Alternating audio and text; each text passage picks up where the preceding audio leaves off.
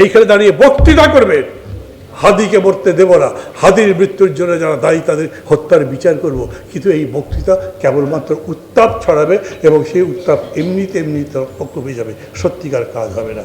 অতএব আমি আবারও বলি, আপনারাই আমাদের আন্দোলনের ভ্যানগার্ড, এই দেশের ভ্যানগার্ড, এই কারণে যে আপনারা যেমন অন্যায়ের প্রতিবাদ করবেন, তেমনি ন্যায় সঠিক পথে প্রতিষ্ঠিত করবার জন্য সেই লড়াইটা গড়ে তুলবেন। এরকম নয় যে কেবলমাত্র আবেগ দিয়েই সমস্ত কিছু পরিচালিত হয়। অ্যাংরি ইয়াং ম্যান অনেক পরিবর্তন সাধন করে, যে কোনো অন্যায় দেখে বিদ্রোহ করতে পারলে নিশ্চয়ই তার পেছনে কৃতিত্ব আছে, কিন্তু সেই বিদ্রোহের পরে যদি কেবল ভাঙার মধ্যে আর কিছু না থাকে, তারপরে গড়বার বিষয় না থাকে, গঠন না থাকে, তাহলে সেটা বিপ্লব নয়। অতএব আপনি যত বড় আন্দোলন করেন, যত বেশি আত্মদান করেন, যত মানুষ জীবন দেয়, তারপরেও যদি যে লাউ সেই কদু থাকে, যে পরিস্থিতি তাই থাকে, অথবা তার চাইতে খারাপ থাকে, তখন মানুষ নিজে আফসোস করে কী লাভ এত রক্ত দিয়ে, এত জীবন দিয়ে কী হলো, এত বড় মুক্তিযুদ্ধ, এরশাদ বিরোধী আন্দোলন, ভাষা আন্দোলন, এত আন্দোলন করেছি আমরা, কিন্তু তারপরে আমাদের তো মুক্তি হলো না। অথচ দেখেন কানাডা কত বড় আন্দোলন করেছে, তারা আমাদের সেইতে ভালো আছে। ইউরোপ সেই কত হাজার বছর আগের আন্দোলন করেছে, 500 বছর আগে আন্দোলন করেছে, এখন তাদের গণতন্ত্র নির্মিত, আমরা পারছি না কেন? তার মানে আমি আবারও বলি, কেবল আবেগ দিয়ে নয়, বরঞ্চ যুক্তি দিয়ে, জ্ঞান দিয়ে, সত্য পথের থেকে সেই সত্যকে উপলব্ধি করে তার বাস্তবায়ন করতে পারলেই আপনি মুক্তির পুরা দিশারি হতে পারবেন। আবারও আমি বলি, সেই কাজও করতে পারে এই দেশের ছাত্র সমাজ। পারল না কেন? তার কারণ আমি এরকমই বলবো যে কেবল আবেগের উপরে কথা বলা হয়েছে। আপনি মনে করেছেন আমি পেরেছি, ওরা পারেনি, আমি এখন যা করব তাই হবে, বাকিটা আর কেউ পারবে না, কিন্তু তা সত্যি নয়। আজ আপনি যা পেরেছেন তা আপনার আর একটা কাজে ভুলও হতে পারে, তাই বলে আপনি ছোট হয়ে যাচ্ছেন না। আপনি যদি সেই বোধটা রাখতেন, আপনি যদি আরও বেশি নিজের জ্ঞান প্রসারিত করবার চেষ্টা করতেন, অন্যের সাথে মিশতেন, তাহলে হয়তো সামনের দিকে আরও যাওয়া সম্ভবপর হতো। আমি কথা বাড়াবো না। আমি মনে করি আজকের দিনে ছাত্র আন্দোলন আরও বেশি জরুরি। সেই আন্দোলন মানে আর একটা সরকারকে, আর একটা ফ্যাসিবাদকে উৎখাত করবার প্রশ্ন নয়। আপনি এই অন্তর্বর্তী সরকারকে পছন্দ করেন না, তার হাজারটা সমালোচনা করেন, করতেই পারেন, কিন্তু এটা তো ঠিক যে এই সরকার আগামী ফেব্রুয়ারি মাসের মাঝামাঝি পর্যন্ত আছে, তারপরে আর নাই। যদি নির্বাচন হয় তাহলে তো যাবেই, আর নির্বাচন যদি না হয় তাও এই সরকারের থাকার যৌক্তিকতা পাবেন না। অতএব লড়াই এই সরকারের বিরুদ্ধে নয় আপনার। আপনি যদি মনে করেন এই সরকার আমার প্রধান শত্রু, না, আপনার প্রধান শত্রু তারা নয়। কারা শত্রু আপনার? কার বিরুদ্ধে লড়াই করবেন? এই যে ছাত্ররা আপনারা যারা আন্দোলন করছেন, তাদের লড়াইটা কার বিরুদ্ধে? আগে তো আমার কাছে শত্রু চিহ্নিত ছিল, সেটা শেখ হাসিনার সরকার। তার আগে মনে করতাম আর একটা সরকার, তার আগে যারা সরকারে ছিলেন মনে করতাম তারা সরকার, এরশাদের সরকারের বিরুদ্ধে আন্দোলন। কিন্তু আজ ইউনূস সরকারের বিরুদ্ধে আন্দোলন মানে 2 মাসের আন্দোলন। 2 মাসের আন্দোলনে বিরাট কোনো অভ্যুত্থান পরিবর্তন হবে না। আজকের লড়াইটা আরও লম্বা। আজকের লড়াই হলো নতুন বাংলাদেশের গড়ার জন্যে লড়াই, যেই বাংলাদেশ গড়ার জন্যে মুগ্ধরা জীবন দিয়েছে, সাঈদরা জীবন দিয়েছে। খালি বক্তৃতায় বললে হবে না রক্তের ঋণ শোধ করবো, বরঞ্চ বুঝতে হবে এই রক্ত কত দাম দিয়ে কিনতে হবে। আমাকে বুঝতে হবে যে কত বেশি জ্ঞানগর্ভ রাজনীতি দিয়ে আমি এই শহীদদের যথাযথ মূল্যায়ন করতে পারি। আমি আবারও বলি, মানুষ যে রক্ত দেয় কখন, যেভাবে সাঈদ জীবন দিয়েছে, যারা দৃশ্য দেখেছে, আমি বিশ্বাস করি সবাই দেখেছেন, এটা তো অকল্পনীয় ব্যাপার। জেনে শুনে ওইখানে দাঁড়িয়ে আছে তারা অস্ত্র নিয়ে, আমি বুক চিতে দিয়েছি, আমি জানিও গুলি করবে এবং গুলি করলে আমি বাঁচবো না, তারপরে দাঁড়িয়ে পড়েছি, চালাও গুলি যদি কিছু হয়। তার মানে উনি মনে করেছেন আমি জীবন দেওয়ার পরেও আমি জীবন নিয়ে বাঁচব, কারণ এর পরে যারা বেঁচে থাকবে তারা আরও ভালো জীবন পাবে। সেই জীবন যদি তৈরি করতে পারি তবেই তো তার জীবনদানের সার্থকতা হয়, এবং সেটা ভালো করবার জন্যই আমাকে আজকে ঠিক করতে হবে কোন পথে গেলে আমি সেই দেশ গড়তে পারি, সেই রাষ্ট্র গড়তে পারি, সেই সমাজ, সেই অর্থনীতি গড়তে পারি। সেটাই আমার কাজ। অনেক লম্বা আলোচনা হতে পারে এটার উপরে। বাংলাদেশ একটা সুন্দর, সুখী, সমৃদ্ধ, সবার কাছে গ্রহণযোগ্য, পাঠযোগ্য, যেরকম করে শামসুর রহমান বলেছেন সেরকম বাগানের মতো দেশ হতে পারে। কোন পথে, সেটা হয়তো বিস্তৃত আলোচনার বিষয়। এই জন্যই প্রথম হচ্ছে আমি গণতন্ত্রের কাছে যাই। কেন যাই? গণতন্ত্র অবশ্যই সংখ্যাগরিষ্ঠের শাসন, কিন্তু সেই সংখ্যাগরিষ্ঠের শাসন সবসময় সংখ্যালঘিষ্ঠকে সম্মান করে। আমি একটা কথা বলেছি, আমি ঠিক, আপনি বলেছেন ঠিক নন, আমাকে সমর্থন করেছে বেশি লোক, তাই বলে আপনি কোনো ফালতু লোক হয়ে যান না। আপনিও যে একটা মত দিতে পারেন, আপনারও জ্ঞান আছে, আপনাকেও সম্মান করতে শিখেই আমরা আপনাকেও রক্ষা করি এবং একসাথে মিলে আমরা চলতে থাকি। আর এক সময় দেখা যাবে যে আপনি ঠিক বলবেন, আমি হয়তো ঠিক বলবো না। এই জন্যেই সবসময় মেজরিটি রুল মানেই ডেমোক্রেসি না। ডেমোক্রেসি একটা সত্যের সন্ধান করে, সঠিকতার কাছে পৌঁছবার চেষ্টা করে। সেই রকম যেরকম শামসুর রহমান বলেন ফুলের কাছে যেতে চাই, সেরকম করে আমরা যেটা ভালো হয় তার মধ্যে যেতে চাই। আপনাকে জানতে হবে কি করলে এই অর্থনীতি আরও ভালো হতে পারে। জীবন ভালো হওয়ার জন্য প্রথমত সমাজের, রাষ্ট্রের অর্থনীতি ভালো হতে হবে। তো ভাবেন একবার, যখন বাংলাদেশ স্বাধীন হয়েছে তখন আমাদের এক বছরের বাজেট ছিল কত, কারো জানা আছে? প্রথম যে বাজেট হয়েছিল সেটা কত টাকার হয়েছিল? 786 কোটি টাকা। হ্যাঁ বলছেন, 786 কোটি টাকা। আজকের বাজেট কত? 8 লক্ষ কোটি টাকা। বিরাট ঘটনা।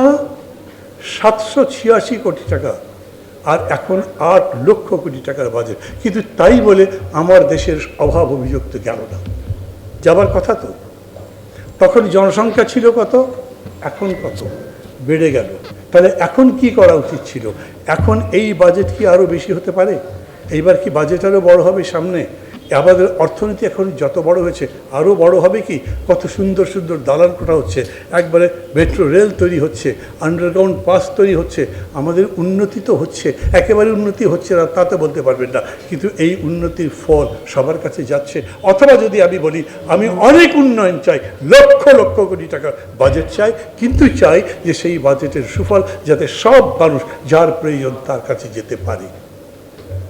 সামনে তো নির্বাচন, ওই রকম একটা দেশ বানাবে কে বলেন? সরকার লাগবে তো, ভালো সরকার। শেখ হাসিনার মতো আর একটা লুটেরা সরকার যদি যায় তাহলে কোনোদিন হবে? সেটা হবে না। কাজে এমন সরকারে যেতে হবে, এমন দল সরকারে যেতে হবে যারা এই রকম কাজ পারে। তারা বলবে আজই কি করবে, তারা কিভাবে দেশের উৎপাদন বাড়াবে, কীভাবে জিডিপি বাড়বে এবং কিভাবে ডিস্ট্রিবিউশন সিস্টেম করবে যাতে সেই ডিস্ট্রিবিউশনে উৎপাদন হওয়া ফসলের লাভ এবং ফল সবাই ভোগ করতে পারে। সেই কর্মসূচি নিয়ে আসতে হবে। আপনাকে বলতে হবে কীরকম করে আপনি দুর্নীতি দূর করতে পারেন, বলতে হবে কীরকম করে প্রোডাকশন বাড়াবেন, কীরকম করে ন্যায্য অধিকার প্রতিষ্ঠা করবেন, কীরকম করে যে বঞ্চনা, বৈষম্য, যার বিরুদ্ধে লড়াই হলো, বৈষম্য বিরোধী বাংলাদেশ গড়তে চাই আমরা। অথচ প্রতিদিন পেশাজীবী যারা আছেন বিভিন্ন পেশায় তারা আন্দোলন করছেন কি দাবিতে? বেতনের বৈষম্য দূর করো। ভাড়া আমাকে ঠিক মতো দেওয়া হচ্ছে না, আমার বাড়ি ভাড়া ঠিক মতো দেওয়া হয় না, আমার বেতন কম বলেই যাচ্ছে এবং সেগুলোর উপরে সরকার এখন তো আর কিছু করবেনই না, যেহেতু নির্বাচন শিডিউল ঘোষণা করা হয়েছে। অথচ যারা সরকারে যাবেন তারা যদি এই ব্যাপারে না ভাবেন, যদি না বলেন আমি সরকারে গেলে সরকারি কর্মচারী, বেসরকারি কর্মচারী, অফিসার যারা আছেন তাদের বেতন বৈষম্য সহ এই বিষয়গুলো এইভাবে নিশ্চিত করতে চাই। আমি এই দেশের ছাত্র সমাজ যারা এখন লড়াই করলো, লড়াই করে আমাদেরকে আসবার সুযোগ করে দিল, তাদের শিক্ষার জন্যে, উচ্চশিক্ষার জন্যে, সমস্ত মানুষের শিক্ষার জন্য এই ব্যবস্থা করতে চাই। এটা লাগবে। আমি এটাই আপনাদের কাছে প্রত্যাশা করি। আমি চাই ধরেন আপনাদের মতো কেউ একজন অথবা আপনারা 4 জন মিলে একটা প্রস্তাব দিতে পারেন, এইভাবে চললে আমরা দেশে দুর্নীতি দূর করতে পারি। সম্ভব? দেশে দুর্নীতি দূর করা সম্ভব। ডিস্ট্রিবিউশনে যে চুরি হয়, মধ্যস্বত্বভোগীরা টাকা পয়সা মেরে দেয়, ইউনিয়ন কাউন্সিলের চেয়ারম্যান মেরে দেয়, এমপি সাহেবরা চুরি করে, মেম্বার সদস্য প্রায় সবাই চুরি করে, সাধারণ মানুষের কাছে সেই অভিযোগ যায়, সেই ফলাফল যায় না। আমি আমার এলাকার মধ্যে সভা করি, মানুষ বলে আপনি বেকার ভাতা পেয়েছেন? বলেন না, 10,000 টাকা তাকে সেই নিয়ে গেল। প্রতিটি জায়গাতে গরিব মানুষের যা প্রাপ্য, যা সরকার দিচ্ছে সেগুলো সবাই নিয়ে যায়। অথচ এটার সুবন্টন ব্যবস্থা কি করা যায় না? যতক্ষণ পর্যন্ত আপনি সেগুলো বলতে না পারবেন, এইখানে দাঁড়িয়ে বক্তৃতা করবেন হাদিকে মরতে দেব না, হাদির মৃত্যুর জন্য যারা দায়ী তাদের হত্যার বিচার করব, কিন্তু এই বক্তৃতা কেবলমাত্র উত্তাপ ছড়াবে এবং সেই উত্তাপ এমনিতে কমে যাবে, সত্যিকার কাজ হবে না। অতএব আমি আবারও বলি, আপনারাই আমাদের আন্দোলনের ভ্যানগার্ড, এই দেশের ভ্যানগার্ড, এই কারণে যে আপনারা যেমন অন্যায়ের প্রতিবাদ করবেন তেমনি ন্যায় সঠিক পথে প্রতিষ্ঠিত করবার জন্য সেই লড়াইটা গড়ে তুলবেন। আমি এখন এই ব্যাপারে বেশি বক্তৃতা করবো না, কারণ এটার উপরে দীর্ঘ কথা বলা যাবে। কিন্তু আমি আপনাদের বলতে পারি, নাগরিক ঐক্য হচ্ছে সেই রকম পার্টি আমরা সেইভাবে গড়ে তুলতে চাই যেটা এই ধরনের দল হয়। আপনারা যখন ইলেকশন আসে তখন নমিনেশন দিচ্ছেন কাকে? যে লোকটা জিতবে, তাই তো?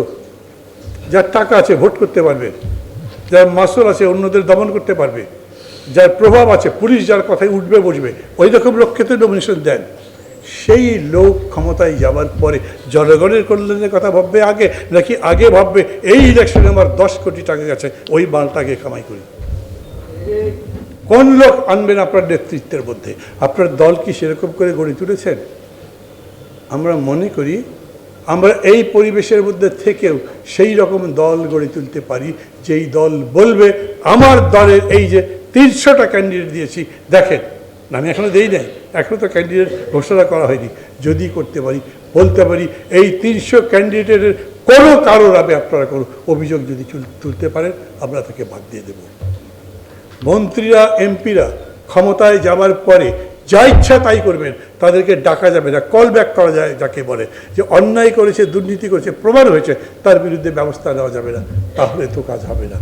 বরঞ্চ সেই এমপি সেই মন্ত্রী বলতে পারবে আমরা কৃষিতে উৎপাদন এরকম করে বাড়াবো, শিল্পের উৎপাদন এরকম করে বাড়াবো, ছাত্রদের বেতন কমিয়ে দেবো, অথবা তার শিক্ষার খরচ কমিয়ে দেবো, অথবা তার স্কলারশিপের পরিমাণ বাড়িয়ে দেবো, অথবা তার জন্য দরকার লাগলে একটা স্টাইপেন্ড দেবো, যাতে উচ্চ শিক্ষার পথ শুধু টাকার জন্য বন্ধ না হয়, একটা বৃত্তির ব্যবস্থা করব।